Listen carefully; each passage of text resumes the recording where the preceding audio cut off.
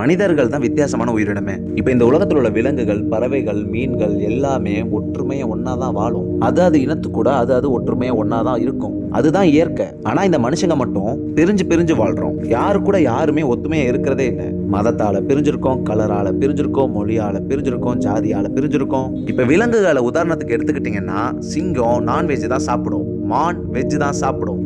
அதோட இனத்துக்கு தகுந்த மாதிரி அப்படி சாப்பிடுது. இப்ப சிங்கம் வெஜ் சாப்பிடுமா, இல்லனா மான் நான்வெஜ் சாப்பிடுமா? ரெண்டத்தையும் சாப்பிடாது. ஆனா இந்த மனித உயிர் தான் வித்தியாசமானது. சில பேர் அந்த கூட்டத்திலே வெஜிடேரியன்பாங்க, சில பேர் நான் வெஜிடேரியன்பாங்க. நீங்க மனிதர்குள்ள பாத்தீங்களாக்கும் ஒரு விஷயத்துல ஒருத்தர் வித்தியாசமா நடந்துப்பாங்க. இப்போ ஒருத்தர் ஒரு கருத்தை சரிங்கிறாருன்னா இன்னொருத்தர் அது சரியில்லைன்னு பாரு. அதுதான் எனக்கு புரியவே மாட்டேங்குது. இந்த மனிதர்கள் மட்டும் எப்படி வித்தியாசமா இந்த உலகத்துல இருக்காங்கன்னு. இப்ப உலகத்துல இருக்க எல்லா உயிரினமே அது ஸ்ட்ரக்சர்ல எப்படி வாழணும்னு வாழுமோ அதே மாதிரி வாழ்ந்துட்டு செத்துட்டு திரும்ப அதே மாதிரி தான் வாழும். ஆனா மனுஷங்க தான் வித்தியாசமா. பணக்காரன், ஏழை, ஜாதி, மதம், உணவுல வித்தியாசம், கலர்ல வித்தியாசம், ஏன் நம்ம போற உடைகள்ல இருந்து வித்தியாசம். இந்த மனிதர்கள் எப்படின்னா ஒற்றுமையை விரும்பாதவங்க. அவங்களுக்கு அவங்க தனிப்பட்ட எண்ணம், அவங்களுக்குன்னு தனிப்பட்ட நோக்கம், அதுபடிதான் மனிதர்கள் வாழ்றாங்க. நான் சொல்றது 100% உண்மை. இதை கேட்கிற ஆடியன்ஸ் நீங்க சில பேர் இவன் என்னடா லூசு மாதிரி பேசிக்கிட்டு இருக்கான்னு நினைப்பீங்க.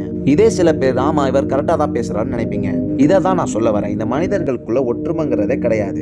ஒருத்தர் ஒரு மாதிரி சிந்திப்பாரு, அதே இன்னொருத்தர் பாத்தீங்களா அதை வேற மாதிரி சிந்திப்பாரு. இப்ப இதுல இருந்து நான் சொல்ல வர்றது என்னன்னா, இந்த மத்த உயிரினங்கள் எப்படி ஒற்றுமையா ஒன்னா அதோட இனத்து கூட அது ஒற்றுமையா இருக்குதோ அது மாதிரிதான் நம்மளும் இருக்கணும்னு சொல்ல வரேன். அதுங்க மிருகங்கள், அதுங்களுக்கு அஞ்சறிவு தான் இருக்கு. ஆனாலும் அதுங்க கூட ஒற்றுமையா தான் வாழுது. ஆனா மனிதனாகிய நம்ம ஒற்றுமையே இல்லாம வாழ்றோம். நம்ம எல்லாத்துக்குள்ளேயும் பொறாமை, கோபம், வஞ்சம், பெருமை, இந்த அழுக்குகளை மனசுக்குள்ள சுமந்து வாழ்ந்துகிட்டு இருக்கோம். இந்த அழுக்குகளை சுத்தப்படுத்திட்டு இந்த உலகத்தை பார்த்தமாக தான் தெரியும் நம்ம எல்லாம் பெரிய ஆளே கிடையாது. இந்த உலகத்துல எல்லாரும் சமமானவங்க தான். நம்மளும் ஒரு உயிர், அவங்களும் ஒரு உயிர். அவ்வளவுதான் நம்ம வாழ்க்கையே.